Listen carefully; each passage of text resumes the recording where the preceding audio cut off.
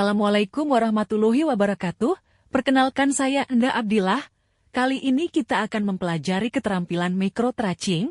Apakah teman-teman sudah tahu apa itu micro-tracing? Micro-tracing adalah metode latihan mengajar yang dilakukan dalam skala kecil dan fokus untuk melatih keterampilan mengajar calon guru.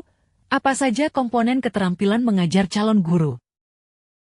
Menurut Zainal Asril, dalam bukunya tahun 2020, menyatakan ada 8 komponen keterampilan dasar dalam proses pembelajaran mikro, diantaranya adalah keterampilan membuka, menutup, mengelola kelas, memberikan penguatan, membimbing diskusi kelompok kecil, bertanya, menjelaskan pelajaran, dan mengadakan keterampilan variasi.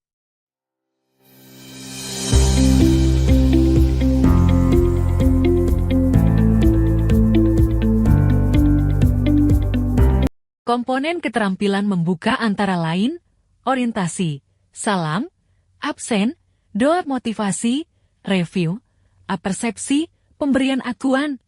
Mari saksikan video keterampilan membuka berikut ini.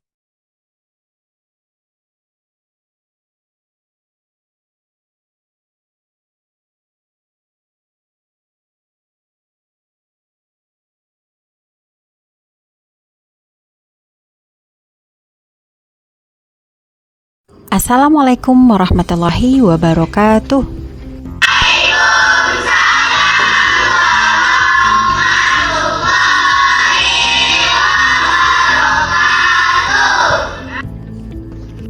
Oke, selamat pagi. Apa kabarnya? Semoga kalian sehat selalu ya. Sebelum memulai pembelajaran, mari kita kondisikan suasana kelasnya agar rapi dan bersih. Para siswa semua, mari kita siapkan buku dan alat tulis yang berkaitan dengan pendidikan agama Islam. Sekarang, Ibu akan mengambil absen kehadiran. Kira-kira siapa yang tidak hadir?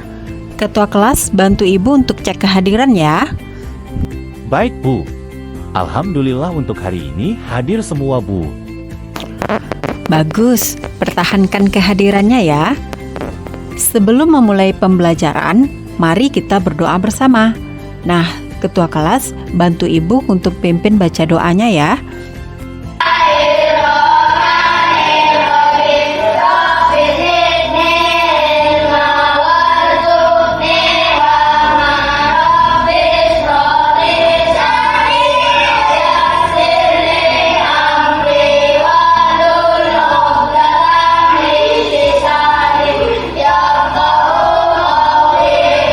Baik, sekarang Ibu akan mereview materi sebelumnya.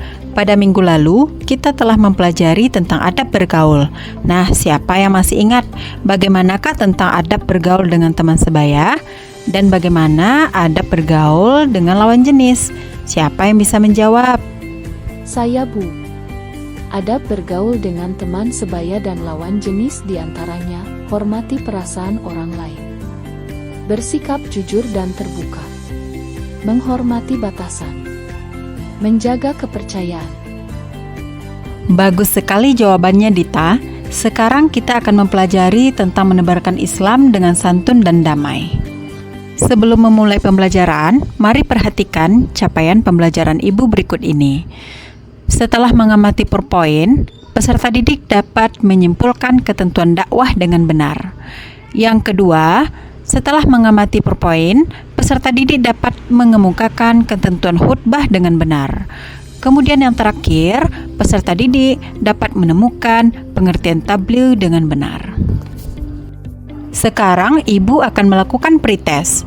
Menurut kalian, apa yang akan terjadi jikalau tidak ada di antara umat Islam yang mau menyeru kepada kebaikan dan mencegah kemungkaran?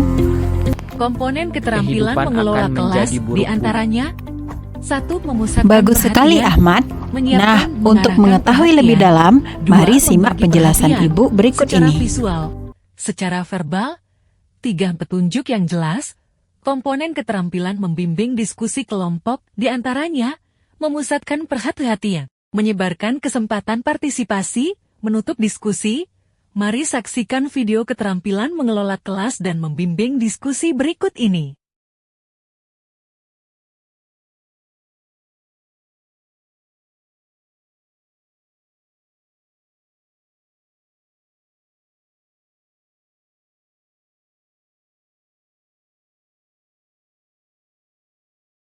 Pada pertemuan kali ini, kita akan mempelajari tentang menebarkan Islam dengan santun dan damai melalui dakwah, khutbah, dan tabligh.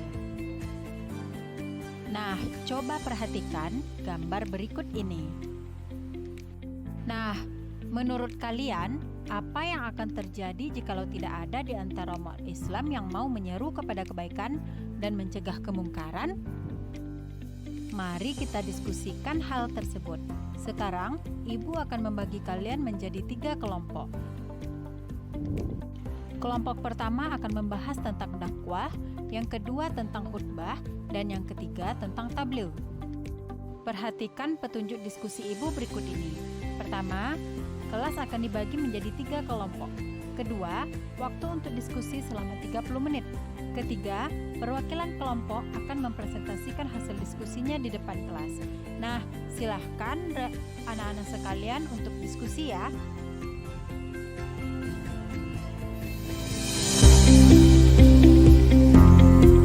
Komponen keterampilan memberikan Bagus penguatan. sekali penampilan 1. kalian semua. Penguatan verbal. Mari beri aplaus Kata-kata untuk kita bagus, semua. kata-kata benar, kalimat pekerjaanmu baik sekali. 2. Penguatan non-verbal, mimik gerak, mendekati, sentuhan. Mari saksikan video keterampilan memberi penguatan berikut ini.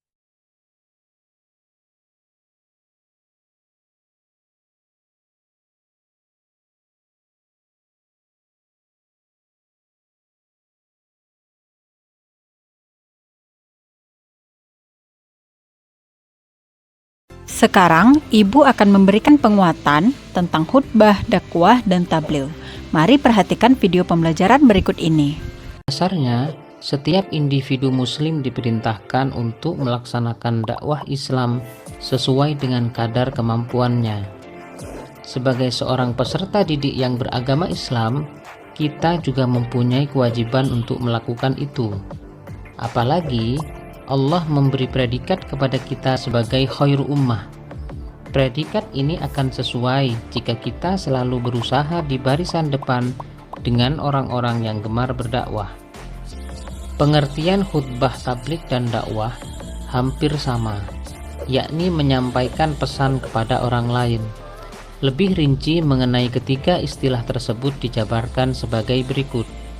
Pertama, khutbah. Kata ini berasal dari bahasa Arab khotobah yakhtubu khutbatan, yang bermakna memberi nasihat dalam kegiatan ibadah seperti sholat Jumat, sholat Idul Fitri, sholat Idul Adha, sholat istisqa dan sholat khusuf, wukuf, serta nikah. Menurut istilah, khutbah berarti kegiatan ceramah kepada sejumlah orang Islam dengan syarat dan rukun tertentu yang berkaitan langsung dengan keabsahan atau kesunnahan dalam ibadah. Yang kedua, tabligh. Kata ini berasal dari bahasa Arab balagha yuballighu tablighon, yang berarti menyampaikan, memberitahukan dengan lisan. Menurut istilah, tabligh adalah kegiatan menyampaikan pesan Allah secara lisan kepada satu orang Islam atau lebih untuk diketahui dan diamalkan isinya. Yang ketiga, dakwah. Kata dakwah berasal dari bahasa Arab da'a yad'u da'watan, yang berarti memanggil, menyeru, dan mengajak pada suatu hal. Menurut istilah, dakwah adalah kegiatan mengajak orang lain, seseorang atau lebih, ke jalan Allah secara lisan atau perbuatan. Kegiatan dakwah bukan hanya ceramah, tetapi juga aksi sosial yang nyata, seperti santunan anak yatim, sumbangan untuk membangun fasilitas umum, dan lain sebagainya. Setelah memperhatikan video pembelajaran tadi, Ibu akan mengajukan pertanyaan. Siapa yang tahu apa khutbah menurut bahasa? Komponen keterampilan menjelaskan, kejelasan, penggunaan contoh, Bagus sekali jawabannya, Dian. Ibu yakin kalian semua bisa memahami materi ini dengan baik. Mimik dan gerak, memusatkan tekanan pada butir yang penting. Mari saksikan video keterampilan menjelaskan dan mengadakan variasi berikut ini.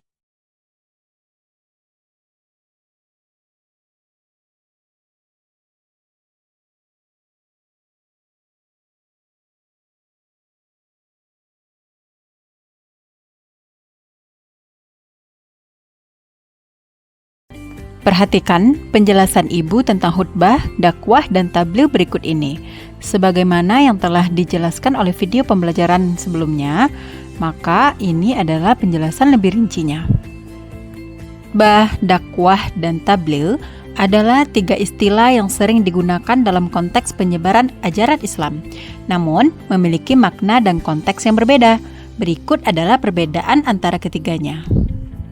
Khutbah adalah pidato atau ceramah yang disampaikan di hadapan jamaah, biasanya pada waktu-waktu tertentu, seperti saat pelaksanaan sholat Jumat atau sholat Idul Fitri dan Idul Adha. Dakwah secara umum berarti ajakan atau seruan untuk menyampaikan ajaran Islam kepada orang lain, baik kepada umat Islam maupun kepada non-Muslim. Tabligh berasal dari bahasa Arab yang berarti menyampaikan.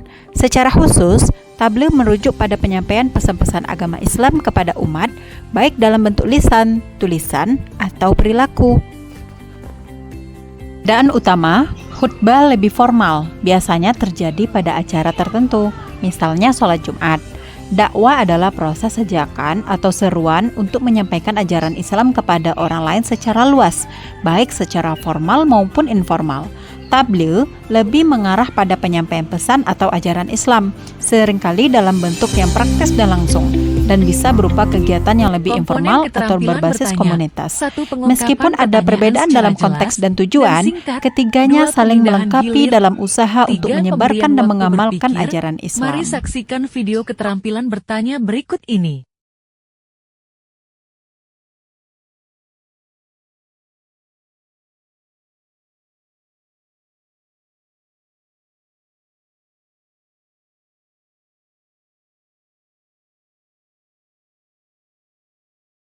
Sekarang Ibu akan mengajukan pertanyaan. Pertanyaan pertama, apa perbedaan khutbah dan dakwah? Ya, silahkan Dera untuk menjawabnya. Saya Bu, khotbah lebih formal sedangkan dakwah seruan secara luas, baik secara formal maupun informal. Bagus Dera, jawaban yang tepat sekali. Yang kedua, apa persamaan dari khutbah, dakwah, dan tabligh? Ahmad, silahkan dijawab. Di antaranya, ketiganya saling melengkapi dalam usaha peserta untuk didik menyebarkan dan sama-sama mengamalkan menyimpulkan, ajaran Islam. melakukan evaluasi, melakukan Benar Ahmad, refleksi, jawaban yang tepat. menyampaikan rencana pembelajaran pada pertemuan berikutnya, menutup, berdoa, dan salam. Mari saksikan video keterampilan menutup berikut ini.